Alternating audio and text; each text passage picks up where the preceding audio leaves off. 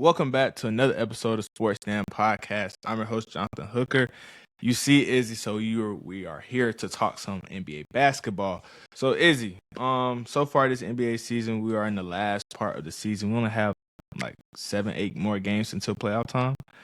So for your eyes, who are some contenders? Mm.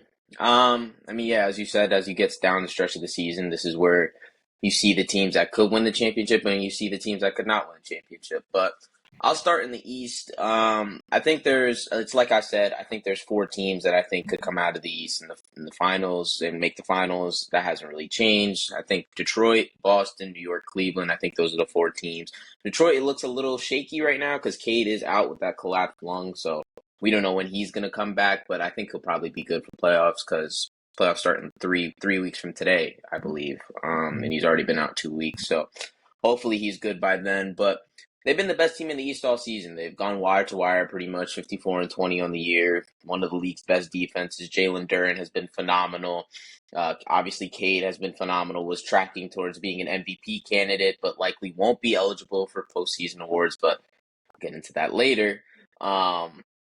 But yeah, Detroit's just been the best all-around team in the East from start to finish, and they're going to have home court throughout the playoffs. It looks like. I know Boston's kind of on their heels, 4 games back, but they had a couple tough losses this week, and Detroit had some pretty good wins this week as well. So it looks like they'll lock up that number one spot. But I'll start off with Detroit as my contender in the East, and then for Boston, got Tatum back. He's looked pretty solid. I would say he's still not. He's still, you could see the rust a little bit, and his conditioning isn't really there, and but you could still see all the other intangibles: the rebounding, passing ability, just all the connecting stuff he's been able to do, and he's kind of fit in seamlessly. And then for New York and Cleveland, these are the two favorites coming into the year, in the East, and I would say they've met expectations. Obviously, Cleveland had that rough start to the season, 17-16. They've gone, I believe, 32-10 since then. And for New York, they've been up and down, up and down, up and down. They've had 8-game winning streaks. They've had 5-game losing streaks. I just don't know which version of the Knicks we're going to get in the playoffs, but you got to trust Jalen Brunson's one of the better playoff performers in that conference. Likely will be on an All NBA team this year as well, and you still got OG Anunoby, Karl Anthony Towns. They have depth on that roster. It's just which version of the Knicks is going to show up in the playoffs. And then for Cleveland, they haven't really shown us much in the postseason. I know they got Harden now, and Harden also has his playoff history of not showing up. But you could just see how he's changed the offense for the team, and him and Donovan Mitchell have great synergy, and then he's really elevated Evan Mobley and Jared Allen, who are playing some of the best basketball of their careers. So you can't discount the Cavs, but I would say those are the four teams out east that I think are contenders. Yeah, I think for what it is, the Pistons, yeah, you hit it right on the nail saying they've been looking a little shaky without Cade, and presumably so because Cade holds up a lot of weight for this team, and he does a lot of duties, whether that's scoring, lead Yeah. playmaker, leading scorer, like things like that. And also, he really helps out in the rebounding game as well. So a guy like that goes down. A lot of things have to change, and a lot of people have to step up in ways they haven't so far this season. So it's just a term of adjustment right now. But I think once comes playoff time, God willing, he's available. Hopefully, gets a month and a couple of days off. Hopefully by game one he'll be ready. Boston, it's just something about Boston that just like they're still this good, Yeah. and then having Everybody in the East thought this was going to be the chance. Like, this was going to be the gap year that the Celtics were going to take. And then they're about to win another 50 games, which is just crazy. yeah. So, do you think Joe Mazzulla deserves Coach of the Year? 100%. I think Joe Mazzulla deserves Coach of the Year. I mean, for the job that he's done, uh, Peyton Pritchard, coming off last year, one of the best six men in the game, gets into that starting role this year and completely elevates his game. Derek White completely elevates his game as well. Jaylen Brown having an All NBA level season, and then you have guys off the bench like Jordan Walsh, Hugo Gonzalez, Nehemias Keita, who's been their starting five man for most of the year, Baylor Shireman. Like, all of these young guys have really taken a step forward in ways that not many people expected. And in my opinion, that just comes down to coaching. I mean, Missoula's known for getting the most out of his guys, and unconventional methods, making them watch UFC fights before playoff games. But that's just how he is. I mean, I've always said I would like my head coach to have a little bit of, just be a little bit of a psycho, because I think that's kind of productive for the team. And you're just seeing the results of it with Missoula this year. Yeah, for sure. Jason Tatum being your connector, I think that's the best connector piece you can have in all of the NBA. The Knicks. One thing about the Knicks, I'll say my honest opinions. I'll never be a believer in the Knicks until they show me. Mm. It's because They yes, didn't show you last year? no. Mm. It's just the way they rode this high of beating the Celtics. It felt like they just won the NBA championship. The way people reacted, the way everyone was reacting in New York, felt like they won a championship. They felt like they finally got over the hump. And then you lose to the Pacers the way you lose to them, and it's like, okay, now it's back to reality.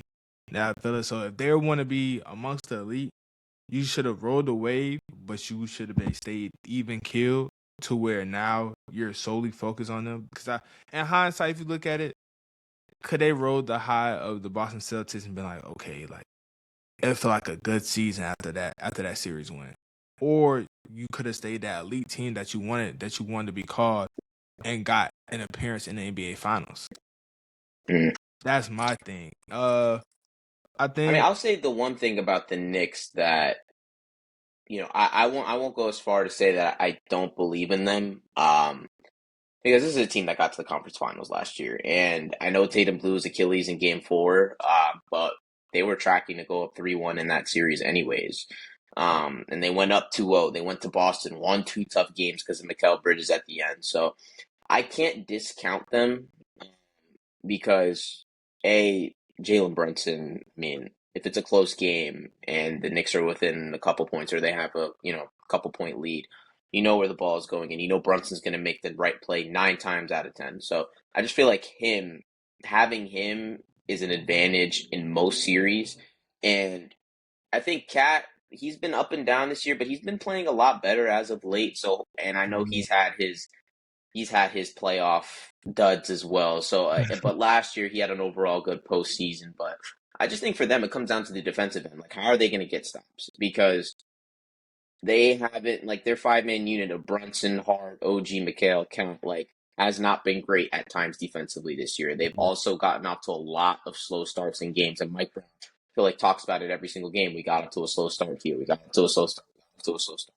So is he going to be able to push the right buttons? Because he was brought in to elevate their ceiling. They fired Tibbs after going to the conference finals. So they believed that this guy was supposed to take them to the promised land, take them to the NBA finals. So I feel like for him, he's got to be able to push the right buttons that Tibbs wasn't able to against a team like the Pacers last year. So how is Mike Brown going to adjust? How is he going to tinker with his starting lineups? Are we going to see more double big with Mitch Robinson and Karl Anthony Towns? Are we going to see more Jose Alvarado? Are we going to see even a Tyler Kolek or a Jordan Clarkson? Like, he has the pieces to form, a nice 9-10 man playoff rotation. It's just about pushing the right buttons and what he's going to do. yeah. That's the thing. When the news came out that Tibbs was fired, everyone that was affiliated with the Knicks like celebrated. Yeah. A celebration after making the conference finals, you wanted the guy out of there. I Yeah, understood. that was always weird to me. I feel like he got scapegoated, but I mean, I guess we'll see this year. Yeah, I understand that reasoning, but it's at the same time, it's like you guys want results, and Tibbs was giving you results, so that was my big issue. Cleveland, your team. I know it hurt you. I know it hurt you to see DG go, but Playing great, by the way, with the Clippers, Darius yeah, Garland. he is. He's been one of the best players in the league over the last 3 weeks. I think he's shooting like 61% from three in his last like 5 games, and then if you average it out to the 10, it's been like 50 something. He's been otherworldly efficient. Yeah. Harden has elevated a lot of people. Mobley, Allen primarily. Mm-hmm. I think when it comes down to it, come playoff time, it's just him just consistently showing up, not having a good game, bad game, good game, good game, then bad game. It's more of a let's just stay good, and have a positive impact.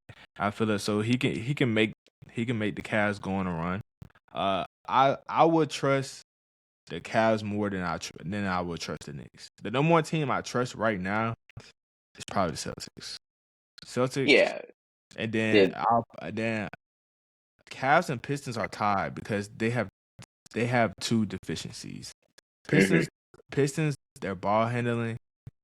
Cade Cunningham primarily does it, and if he's not that 100% Cade, it's like okay, who can I trust to step up in that role? But the Pistons, they have that deficiency that goes against them because they're going to defend, they're going to play hard, and all their role players, when it's time to step up, they step up. So Yeah. I'll give them that. The Cavs, which version of Harden, Allen, Mobley you're going to get because there's no question about Donovan Mitchell showing up. It's just Yeah. the other three that you want to ride behind Donovan Mitchell's coattail because you need him to show up. I feel like so those three right there, that trio, if they show up, Cleveland can give anybody amongst that four a run for their money. I believe so too, but just going back to that Detroit point quickly. Yeah, I mean, all season the talk has been, do they have enough shooting? Do they have enough spacing around Kate? Do they have enough secondary creating? And they've been pretty much fine by most metrics offensively. But in the playoffs is obviously a different game, and you need to be able to score in the half court. Like in half court, if you can't score in the half court in the playoffs, it's going to be tough. I mean, we kind of saw it with the Rockets last year against the Warriors, and the Rockets were the 2 seed. They raced through the regular season, but when the playoffs came, that offense was just abysmal. Like they could not score, in the half court. And like if it was a Fran VanVleet three or Dylan Brooks tuck up a three or Sengun put like they couldn't do anything. So having a inefficient half court offense hurts teams so much in the playoffs. And Detroit's half court offense has been pretty solid, I would say, throughout the year. They've definitely had some rough stretches for sure. And even without Cade, like this recent stretch, they've been scoring the ball pretty well. I mean, Dennis Jenkins is back on a heater, and he's been really good all year. He had a little slump, but now it seems that he's back. But he's going to be very important for them off the 100%. bench. So they're going to have to find a way to score in the half court. And JB Bickerstaff, like as great of a defensive coach that he is, the reason he got fired from the Cavs was because he could not figure out their offense. And with Detroit, will that change? I don't know. Granted, he doesn't have the most perfect personnel in the world to have a good half court offense, but that's gonna be rough for them. I don't think it's gonna hurt them in the first round because you're looking at one of the playing teams, whether it's Orlando, Miami, Charlotte. I don't know who they're going to play in the first round, but I don't think it's going to hurt them there. I think they'll be fine in the first round. But once you get to those later rounds, because you're tracking to play Cleveland right now in the second round, so and Cleveland has been one of the NBA's best half court offenses, not only all season but since the Harden trade. Scoring has not been a problem for the Cavs. It's been the other end of the floor, the defensive end. How are they going to get stops? They've kind of slipped a little bit defensively. I know Jared Allen was out for 3 weeks. They just got him back on Friday, so maybe that'll change their outlook a little bit. But Mhm. that's going to be a tough matchup for Detroit because Cleveland can score with the best of them. Like Harden and Mitchell can go nuclear at any time. The pick and roll game with Allen and Mobley has been sensational, and you have other shooters like Sam Merrill, Max Strus, and then you have Keon Ellis as well, Jalen Tyson. So scoring the ball is not going to be a problem for the Cavs. It's just going to be the other end of the floor. But that'll be an interesting second round matchup, Detroit and Cleveland. That's the one of the East series I'm looking forward to the most. Yeah, that potential series right there is one that a lot of people go back and forth on until I'll say like right before it out, they'll just say who they have and they'll just roll with it. But me, it'll be how they look the first round, to be honest. But at the same time, you can't solely base your opinion on their first round look because you No, know yeah. what they can look like that second round. Yeah, but for the West, for me, we can go one Thunder, of course. Nothing else needs to be said. Champions from last year, defending champs. Then we saw them get Jerry McCain, who has been nothing but great for them. He's Uh, exactly what they were missing off the bench. a Like much exactly what they needed. a much needed help. SCA still being otherworldly efficiently. Um, Another team, the team that I believe that has their card, the Spurs. Spurs have looked really, really good this season. Shout out to Mitch Johnson coming into a situation where there were a lot of questions on does he deserve this job? Should they have hired someone else? But coming in and answering the bills, just answering every call that has been made against you. Yeah. Answered it. Victor Wembanyama, future defensive player of the year in my eyes, has been very good. Stephon Castle has taken that sophomore leap. He has looked really, really good. The only thing in the playoffs is will he continue to take jump shots and make them, or will he just take them and not be as confident as a shooter as they would want him to be? He's But been shooting it better lately. I think over his last month or so, he's in the mid 30s in 3-point percentage, which is pretty. I mean, you'll that's take that from doable. him. Yeah, which is like you take that from Stephon Castle if you can get it. I'm gonna get the exact number here quickly, but yeah, in the month of March, he's shooting 41% from three on 4 attempts per game. So you take that if you're the Spurs nine Nah, times out of 10. nah, that shows me that he's taking that step in the right direction for sure. Yeah.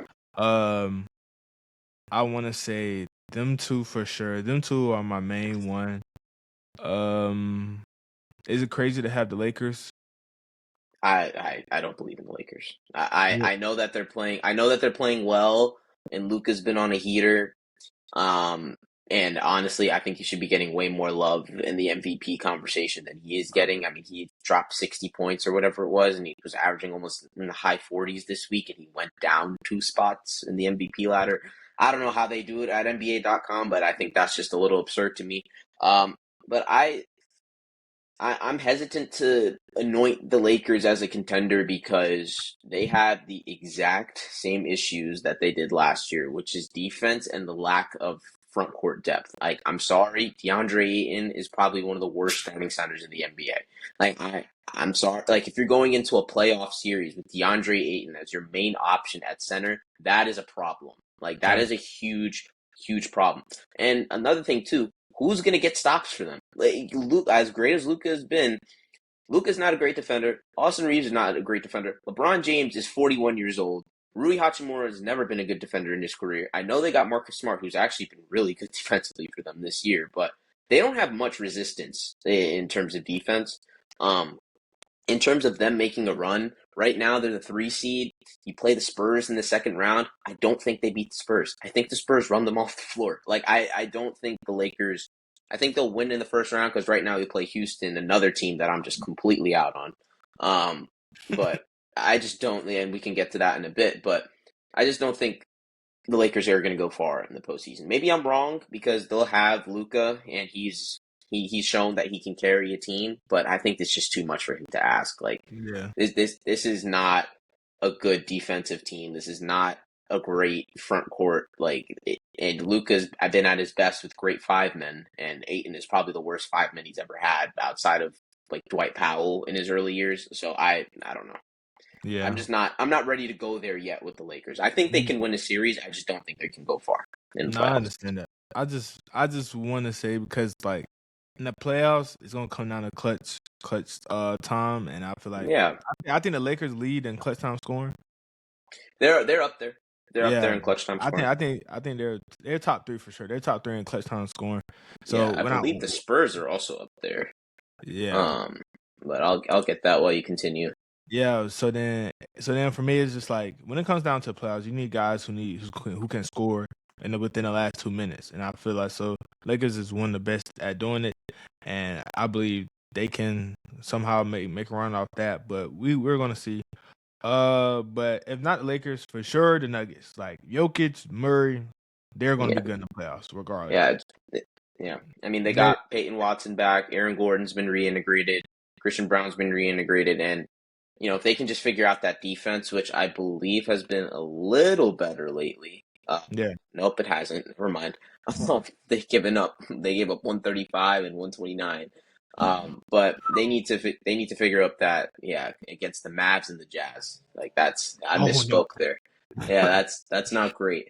Because I was thinking the Sixers game they only gave up 96, 112 to the Blazers, so they look good. 115 to the Raptors, so they look Okay. okay there. But they need to figure out that end of the floor, because if they can't get stops, then it's going to be hard to score 135 points every single night. Like, you can't ask your Jokic and Murray to do that, but I'll still put them as a contender because this is a team that's done it before. They have one of the best players in the world, and Jamal's an all-star.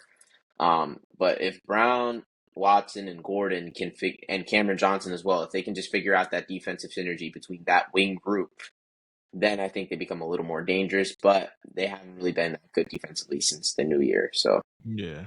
I think that trio right there, Brown, Gordon, Watson, and you can throw in Cam Johnson as well, because I feel like he'll play a good bit because he's been there before. I feel it. So those four players, I feel like that defensive synergy will come playoff time because they understand what's at stake. They don't need a pep talk. They don't need anything like that. Brown has won high school, college, and now in the pros. So he understands that. Gordon, he understands what's at stake. He's been a part of this organization for the past, like, what, 4 or 5 years now? yeah, 5 years. I think we're Five no, I years? think this is 4. Yeah, Four. It's 4 or 5. Cause he's it been there feels a like, while. yeah, he's Yeah, been there a while. And then Peyton Watson's homegrown. Like, after this season, who knows where Peyton Watson will be? But he's gonna make sure he's gonna end up earning a bag. And the playoff times where people earn their money. And Payne Watson wants to make sure it's a good showing. And Cam Johnson, he's done it with the Suns. He went to Brooklyn. Wasn't winning a lot, but he showed why he's a winning player. he's a winning player for sure. And I feel as so he'll make that sacrifice. And plus, it's like his shooting ability. Out of those four, he has the best shooting ability. It's just Yeah, him just being confident, making sure he's ready to shoot because Jokic top 3 passer in the league. And best he's passer going in the league. Let's just best to pass in the league. people are going to argue like the Lucas, the LeBrons, and all that stuff. Yeah. I let that be decided, but we all know Okay. Yeah. Jokic for sure. Because Jokic gravity on the floor, he's going to draw two almost Yeah. as soon as he takes that first dribble. So Yeah. whoever's that open man, it's going to be one of those four people get ready to shoot. That's something that Jokic is going to tell him, like, hey, just have a scorer's mindset. Yeah. Because I mean, Jokic, Cam's shooting 43% from three this year. He's really figured it out. He looks a lot more comfortable, I would say, over the last month or so, and that's a huge development for them because he had an injury-riddled first half of the season. So him yeah. peaking at the right time really changes their outlook a lot. But one other team that I've said that is a contender, and I still believe that they are, even though they've kind of struggled a little bit lately, is Minnesota. I think that they can definitely make a run here. You have Ant, and Ant has shown that he can rise to the occasion at any time. He's been probably the NBA's. Him and Shea have been the two best players in the clutch this year. You look at any metric, and you'll see those two at the top in terms of clutch. And we mentioned in the playoffs, when it gets down to it, you're going to need that go-to guy. The one worry with them, though, is Julius Randle has fallen off a cliff, and we've kind of seen this movie before with Julius. Great first half of the season, and then when you get closer to the playoffs, it's like, okay, like, Julius, like, come on, like, got the playoffs coming up, like, 3 weeks from now. Like, I don't know. Like, he 2 for 13 yesterday against Detroit. He's shooting 23% from three this month, only 18 points per game. So definitely the one worry with them there. But fortunately for them, Jaden McDaniels has really elevated his offensive game this entire season. So maybe the Randall struggles won't be as amplified because J Mac has been amazing. And I would assume as well was one of the pickups at the deadline, one of the best pickups at the deadline for them. Exactly what they needed. I hope he finds his way into the starting lineup. I think Io, Ant, Jade McDaniels, Randall, Gobert. That's a tough 5-man unit to go up against. Like, I think Minnesota's got the defense. I think they have enough offense. We'll see how it looks, but I think you can't discount them. I don't think. Yeah, nah, I'm not discounting them. I think for what Ant has done, he's grown as a leader in Yeah, that locker room because we saw it. What game was it? I think it's like 2 games ago where Ant was telling Jaden McDaniels, bro, do yeah. not The pass Rockets game. the Rockets, and he Yeah, was like, do not pass the ball, go score. yeah, Like having not being within the game, sitting out that game. but being that engaged and helping pulling your teammate outside of timeout huddles, like, bro, if you go here, this right here, this is where you Mm-hmm. score. Don't Mm-hmm. pass up this opportunity. I feel so. Him being that engaged, him taking that step further as a leader, shows me that Ant is ready to now go on another conference final run or even make the finals this season. I think that this is a team where Ant, Back-to-back conference finals. I feel like people forget that about Minnesota, but the last 2 years they've been one of the last two teams standing in the West. So you can't discount them. yeah. I have a question though. Final Mm-hmm. shot. Who would you want to have out of 3-3 player? Okay. Anthony Edwards, Mm-hmm. SGA, or Luca? Mm-hmm. That's tough. That's three of the best clutch players in the league this year. I see what you did there. Um, hmm. I would lean Shea. Because he's just so good at using your momentum against you. Like he'll go like fast, fast, fast, stop on a dime, fade away. You post you down, get a little fake. You're going that way. He's already shooting. I feel like he just has a lot of and Luca and Ant are great at that too. Ant's gotten better at it, but Shea's just mastered efficiency. He's mastered efficient scoring. You know he's going to take the best shot possible. And I think it was a couple weeks ago, the Nuggets game where he just down the stretch just took over. You knew he was going to shoot the ball. The double team was coming. He pulled it anyways and made it twice. One to I think take the lead, and then Denver came back and tied it, and then the game winner, obviously. So I would lean Shea, but that's a tough three to take. Those are three of the best clutch shot makers in the league this year. Yeah, for sure. Pretenders.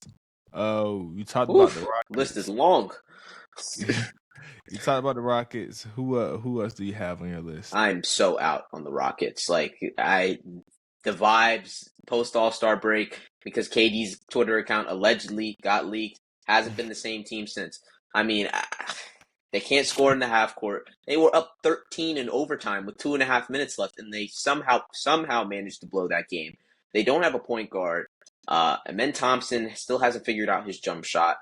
Sengun been good, but I haven't really seen an elevation from him. I feel like he's just the same player that he has been for the last 2 years, which is fine, but you expected him to take that star level leap.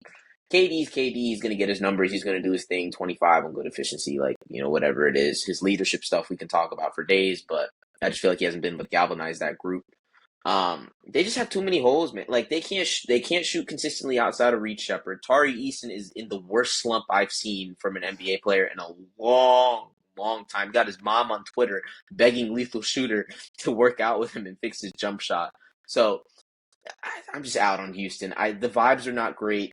Ime, I feel like, has lost the locker room. I wouldn't be surprised if he gets fired in the offseason if they lose in the first round, which they probably will, because right now they play the Lakers in the first round. The Lakers have given him issues all year. They beat them twice in I believe, last week or the week before. So that's not a great matchup for them. Yeah, I'm just out on Houston as a whole. Okay. What about on the East? In the East, I mean, I feel like everybody after the Cavs, who are the 4 seed right now, I just don't see it. Maybe the Sixers. Maybe could make a run if they're healthy, and I know they just got Maxey and Embiid back, so and Paul George has looked good in his return from suspension, but I just you can't trust them. You can't trust the Sixers to stay healthy for a full postseason. I don't think they've done that in my lifetime. So I don't know if they've done that. But they'll be a tough matchup, because right now they're the 7th spot. They could get to the 6th. They could be a tough matchup for the Knicks. That would be an interesting playoff series that we saw 2 years ago. So maybe if we could get around 2, that would be great for us. But yeah, I think everybody outside of that top 4 in the East is a pretender to me. I mean, Orlando. I mean, you think they take a step forward and then they take 3 steps back. They won 6 games in a row. Now they were just on a 6-game losing streak. So I really don't know with them. Miami, Shout out to Bam for 83. That's all I'm gonna Yeah, say. I guess. I guess. But yeah, I'm out on Miami. I don't even know if they're gonna make it out of the play-in. That's gonna be tough for them.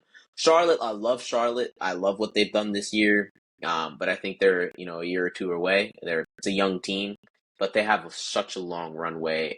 Charles Lee has done an amazing job. I think next year he'll be a leading candidate for head coach of the year. And honestly, if they didn't get off to that horrible start, I think I forget what they started. I mean, 6-20 or whatever it was.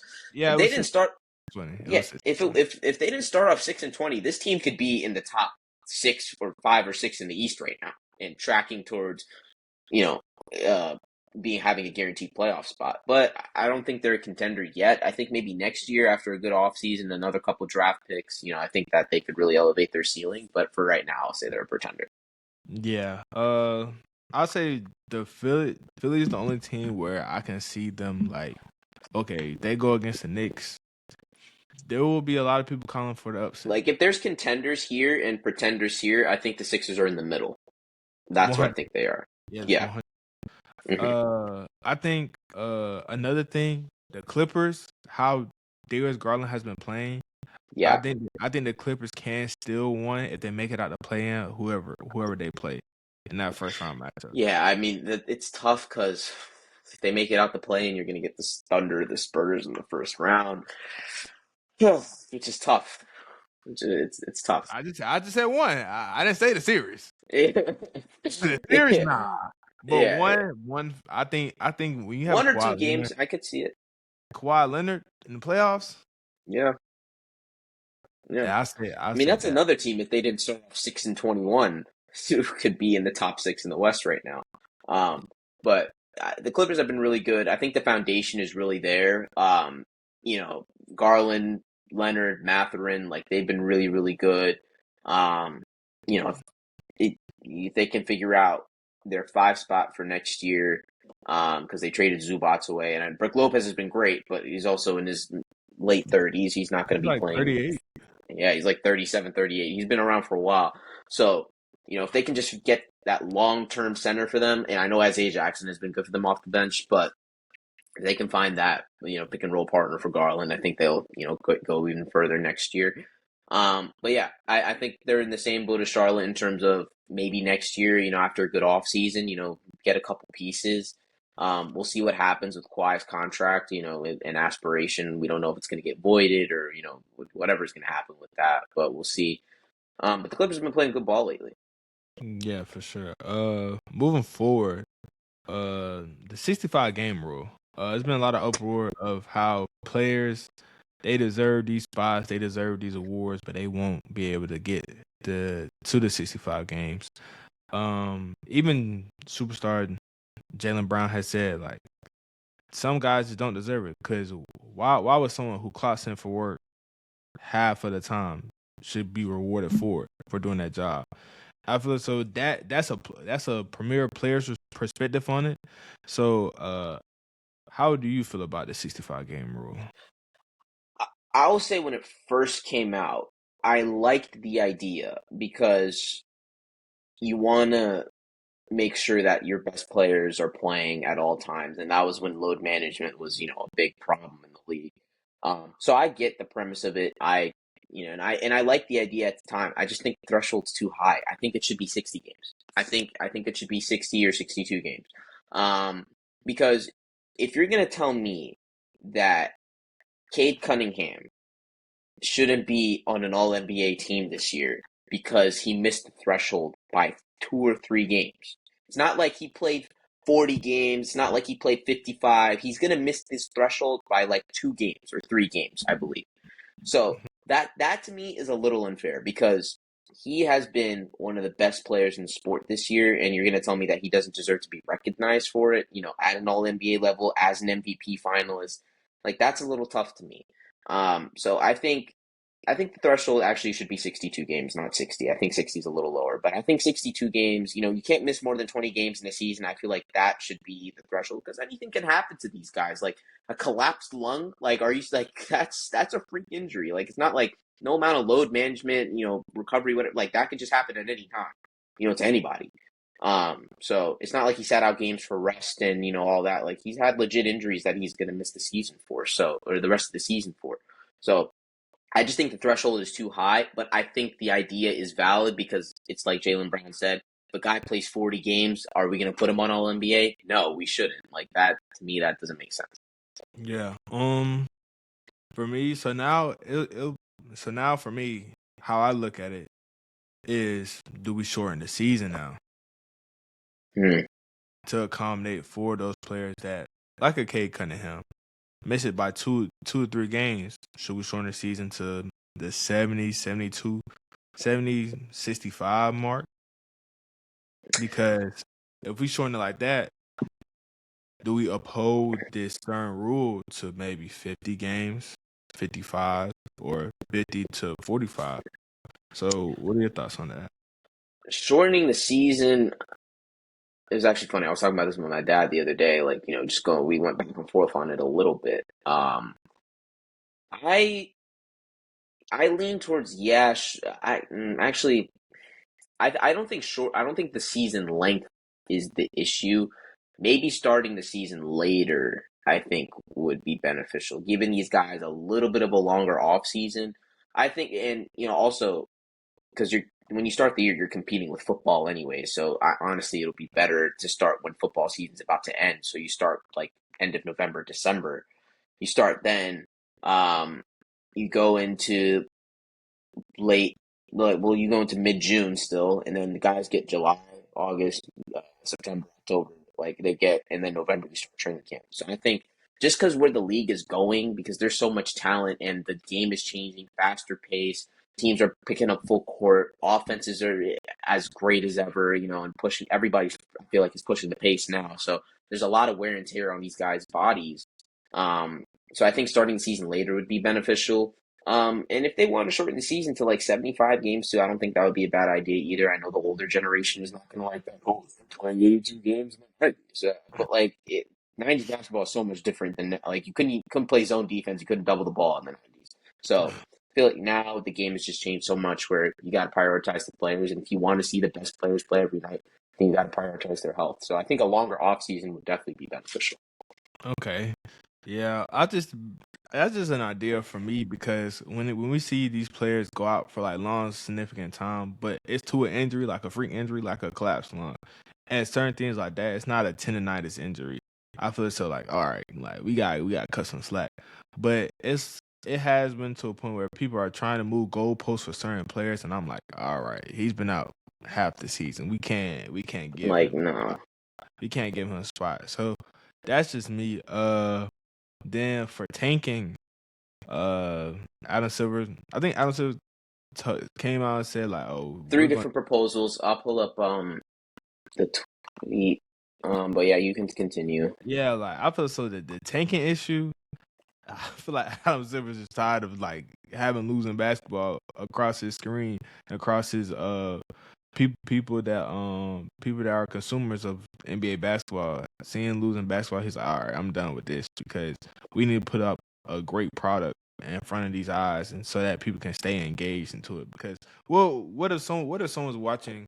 Let's say let's say a Clippers game.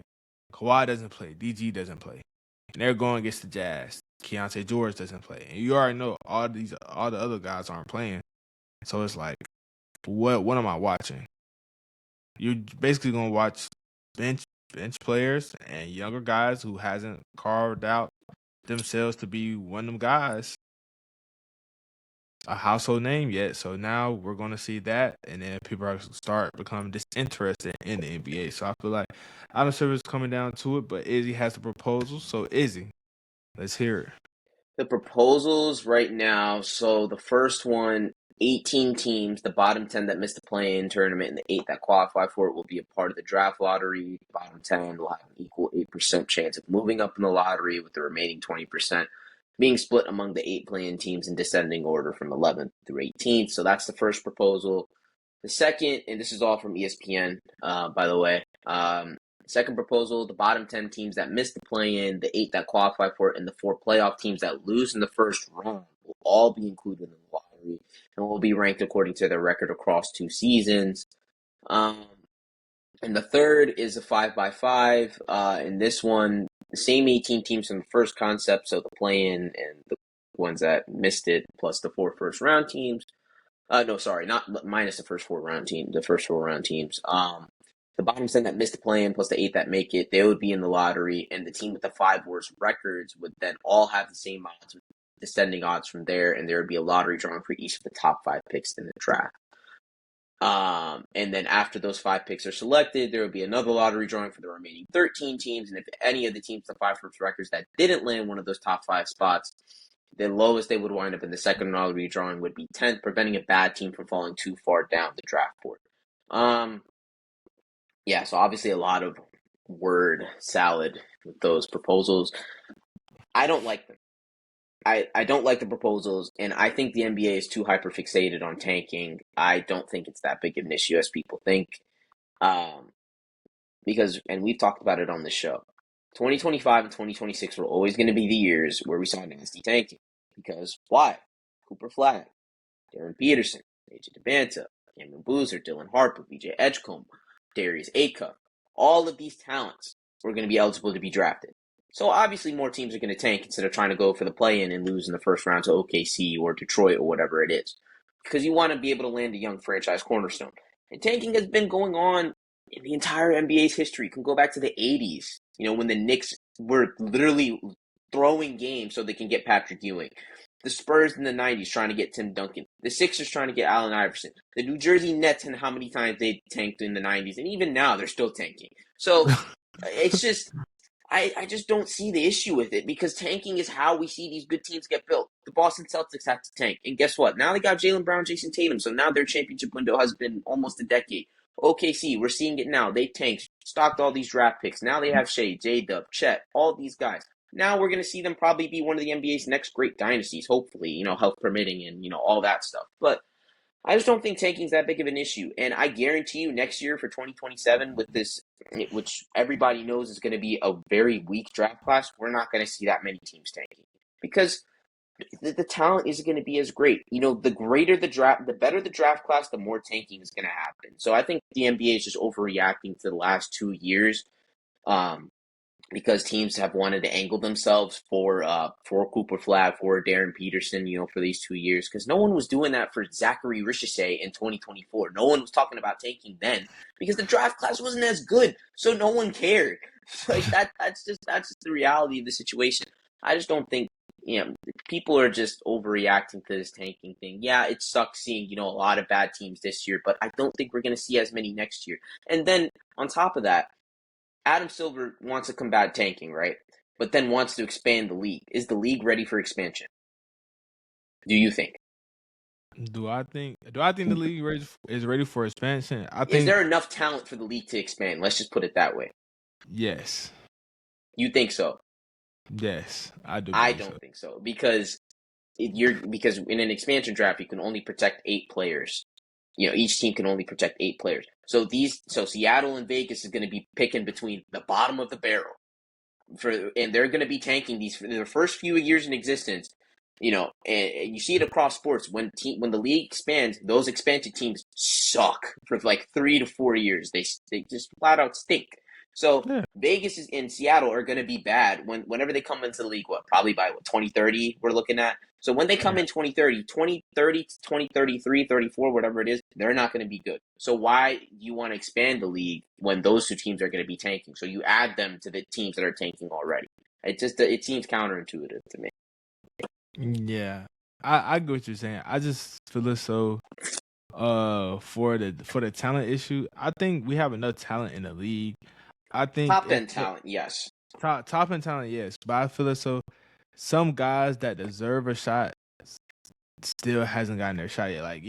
Think about it. Jonathan Kuminga was a part of Warriors for 3 to 4 years. Yeah. And he wasn't getting as consistent of minutes that I've seen from a guy who was a top 5 draft pick. I said, so what are we doing with this? I feel so a situation like that opens my eyes to expansion because the Jonathan Kuminga situation was one of the reasons why I was okay with an expansion because do you feel like the Warriors would have protected him? Based what year? Because it actually depends. Like Let's 23, the most recent 24, 25? let's do 23-24. 23, 24. Okay, Golden State Warriors roster 23, 24. Let's see. This is an interesting team. Yes, Steph, you're keeping Draymond, you're keeping Pods, you're keeping Clay at the time, you're keeping Wiggins. I yeah, they probably would have kept Kuminga. Looking at this, they probably would have kept him because they didn't want to trade him for the longest. So I don't think they would have unprotected him. I think they would have Yeah, protected him. yeah, but I feel so. It's certain situations like that. It's like But I we get what just you're saying. yeah. It's like certain situations like that. It's like like we got to think of a way to get this guy put out there more than usual because not having the consistent minutes hurt his confidence in a sense. It's Yeah, like it did. and it's like is Steve Kerr a young talent developer? In my eyes, no. He But hasn't had to, frankly, yeah, though. He hasn't had you had to. that. You had Steph and Clay and Dre for the longest. Now like they're They were descending. already developed by the time he got the job. Yeah, so it's like now they're descending, like not descending in the way of saying like they're not playable or anything like that. It's just like They're just we old. we just seen regression, Yeah. and now for me it's like now we're breaking it down to okay who's gonna be the next guy because don't let it be Pods because I promise you the Warriors gonna be 10-72. To be fair, he's been playing well, but no, Pod's Yeah, not the guy. oh Pod, you're not that guy, pal. Yeah, But that's could that's be a rotation player on a championship team, though. I think yeah. could be, but in terms of do you want him, being your third option? Absolutely not. You do not want him. Brandon Podzinski as your Oh. third option, man. How many games are you winning? 32. Man, Okay, so now we talked about talent in the league. So what about the talent coming into the league? We all know we're in the midst of March Madness. Uh, which players have risen their stock so far in March Madness in your eyes to NBA decision makers? I think it's going to be one guy I think that's really raised his stock and he's led his team to the Final Four. Cole Pete, because he started off the year amazing against Florida. He was getting all this top. Oh, Cole Pete, he could be a top 5 pick in the draft, and then he kind of had an up and down, up and down, up and down season. But he's been great in the tournament. And against Purdue yesterday, I was really, really impressed with him. He imposed his will on that game, especially in the second half when they couldn't score the ball. They didn't make a three for 22 minutes or whatever it was. But Cole Pete was getting to it down low, little fadeaway, his mid range. That was one thing knock on him. Like, is his jump shot going to be good enough in the league? In the mid range area, he looks pretty good.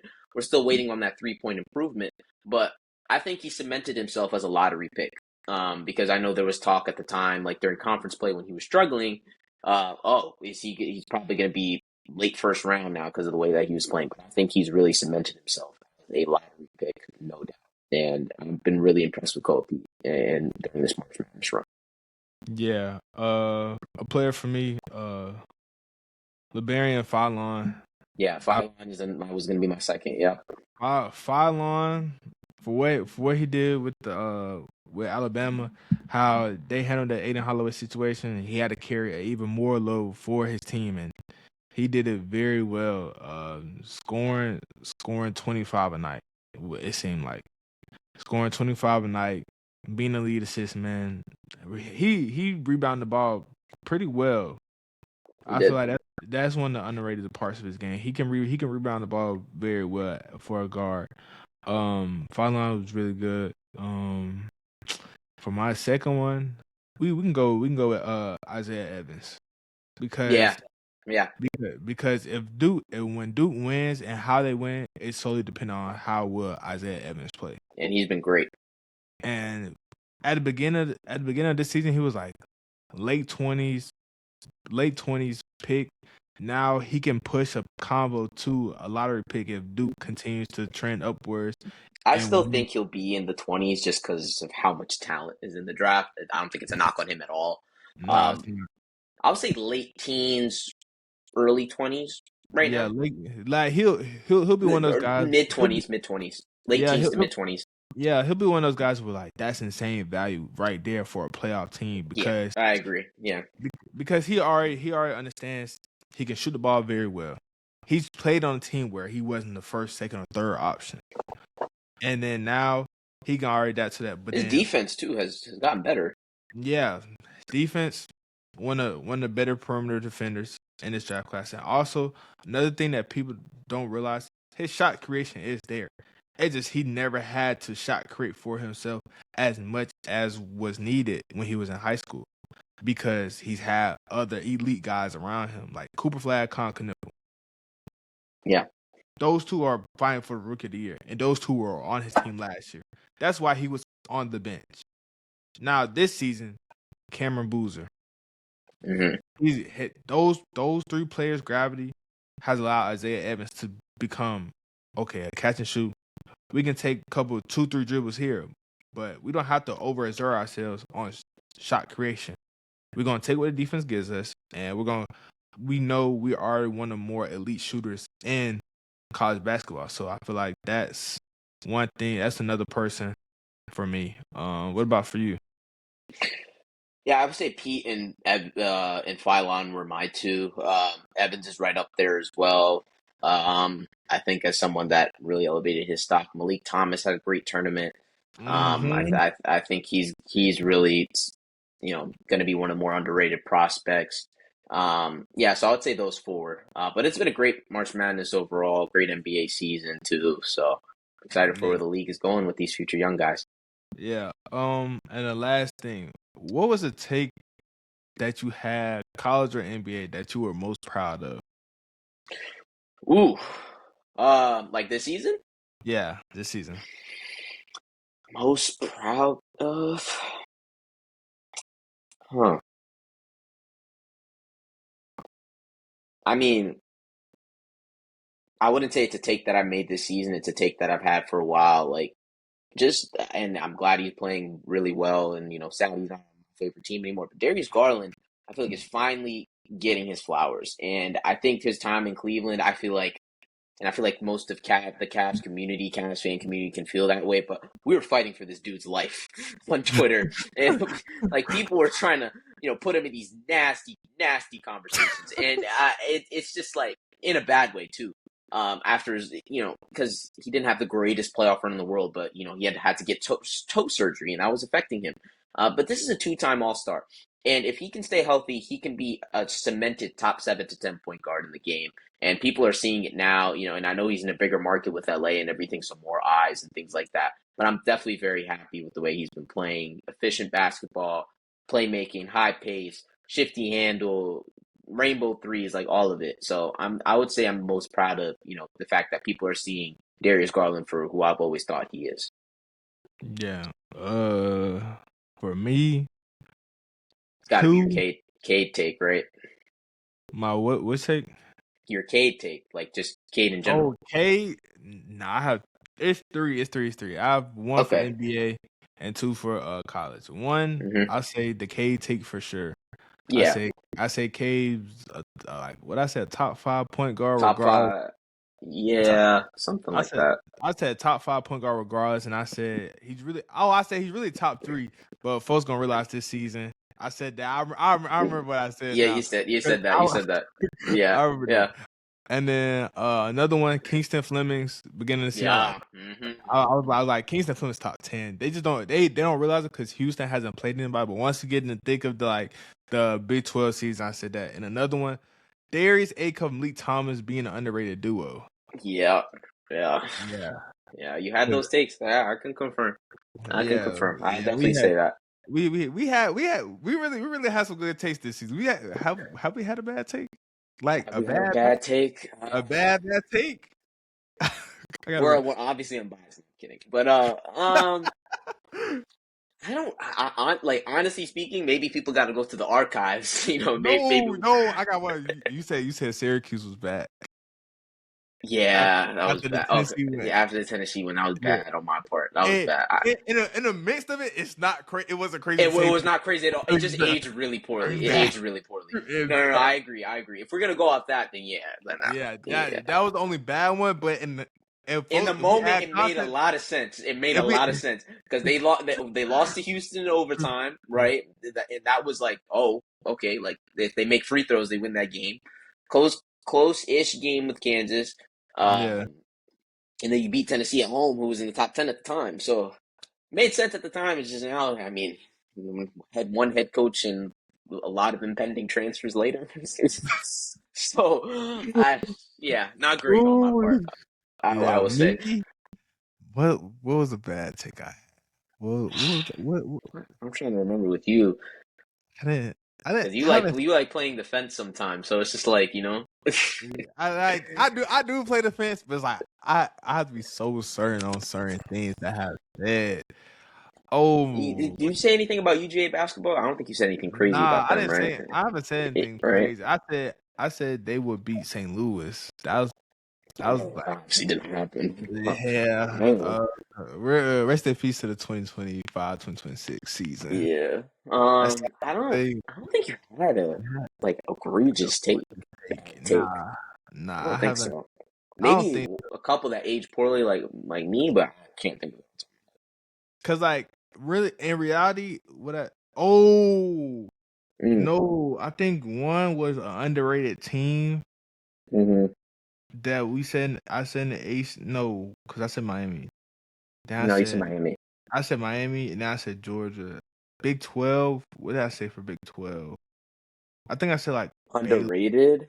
Yeah, because I remember one of our pods we went through like the Power Four conferences Let's and we let's was go like let's go let's go through the standings. Maybe we can find something. Um, Big Power 12. Big 12. We both agreed Texas Tech was underrated. Yeah, but then That JT was got hurt. underrated. That don't count, man. That don't count. Um, That don't did we? count. I Nah, remember. we didn't really talk about anybody else that much. Cincinnati, we didn't talk about. Colorado. Big Ten, did you say anything? Big 10. I probably said something about Big 10. Not gonna lie. I probably said like UCLA, maybe? No. I don't know. UCLA. And, Hmm. I'm not seeing. I think you're safe, bro. I think I'm safe. ACC? Nah. ACC. No, I because I was big. I'm I was looking big at it on right Miami. now. Definitely not. I was big on Um, Miami. SEC. Let's see. Maybe it was in the SEC. Uh, SEC. no, Nah, I don't no. think so. I ain't gonna lie. We missed on Auburn. We did miss on Auburn.